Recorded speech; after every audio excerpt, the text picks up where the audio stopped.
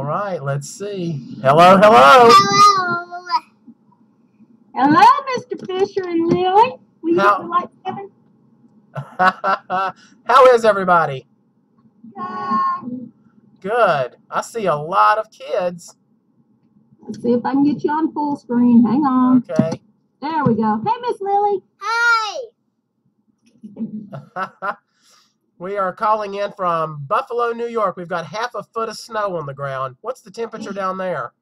We're hitting about 70-ish, and it's hot as blue blazes in the classroom. Well, I wish we were there to enjoy it, let me tell you. So, what have you been working on then? The wall wisher? Yes, we just posted a few sticky notes on the wall wisher, and I've talked to them about how we've manipulated the information. Excellent. Have you talked about the 4 C's? Yes, sir, I have. Excellent, because wall wisher is one of those things that invites communication and collaboration. And as the kids collect this information, then they can make critical thinking decisions. And it's one of the things that I share with teachers in my role as an instructional coach. I work all over the country, and I've been very fortunate to be able to work with Mrs. Todd around her development of 21st century skills. And I've been really proud of what she's been doing in her classroom with her students. One of the things that we are able to do with her kids is read to her students. Lily here comes up with some pretty good ideas for books, and we put them together on the computer and save them to a service, and then Mrs. Todd graciously lets us Skype in and read with her kids. So one of the things that we're going to do tonight is to share a recent book that we've read called How to Make Smores. So I'm going to switch to a screen where you can see what's on my computer, and then we're going to read our story to you. Yay. All right. So Mrs. Todd, can you see our computer? I see your computer, yes. Okay. We're using a service called Issue, which lets me publish sort of a makeshift book or magazine of our story here. And this is what our book looks like. How to make a... Okay. And when we do this with the kids, we show them the same thing that you're seeing here, and we read this out loud together. Step 1, get a... Scram cracker. Step 2, get some... Chocolate. Step 3, get some... Marshmallows. And step 4 is to cut the marshmallows in half. Have a parent help you. Recipe interruption alert. Quick, taste the... Chocolate. Step 5 is to assemble the... S'more. S'more. Step 6 is to put the s'more in the... Microwave. for 10 seconds and watch how the marshmallows grow. Step 7, squish the 2 sides together. Squish. And step 8 is to eat the... S'more. And what is this word here? Yummo. The end. Now make your own.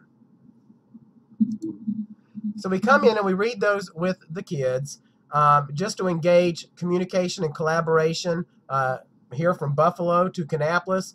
But what this is also doing is giving them some practice for when they start doing this with places like New Zealand and Asia and England and South Africa and places where I know that other teachers are interested in sharing what they're doing in their classrooms.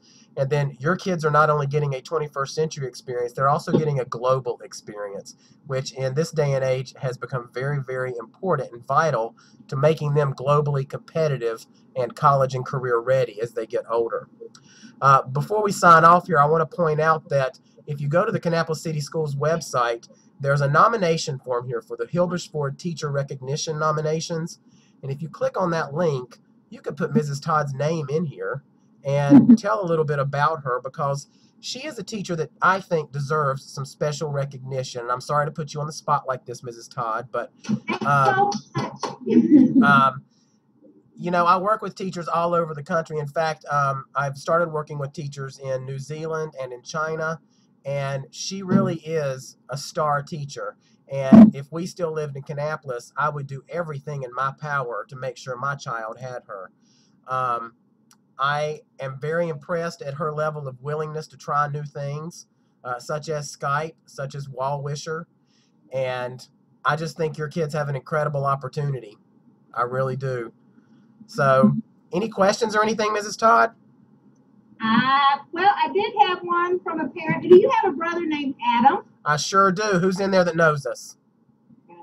Valerie Edwards. Valerie Edwards. Valerie Edwards. Or Adam Fisher is my brother, and he is just as crazy as he ever was, and often in trouble with my parents still.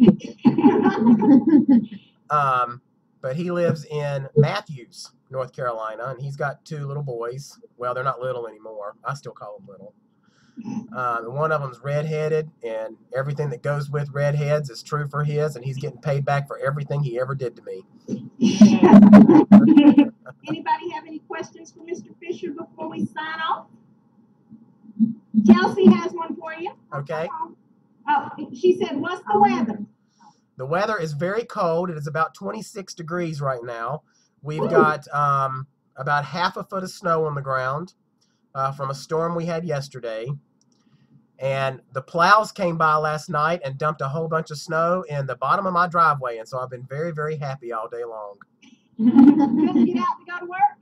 So I did get out to go to work, but I still have to go and shovel that off or it's going to turn into a sheet of ice and will be very bad. Maybe you and Lily will write another snow adventure book. So perhaps we will. We might do that later. So, well, thank you folks very much. Enjoy the rest of your time with Mrs. Todd and the Wall Wisher and all the great things that your kids are learning how to do because they're going to come home and show them to you. Thank you so much, Mr. Fisher. All right. Y'all take care. Have a good night. Bye. Bye-bye.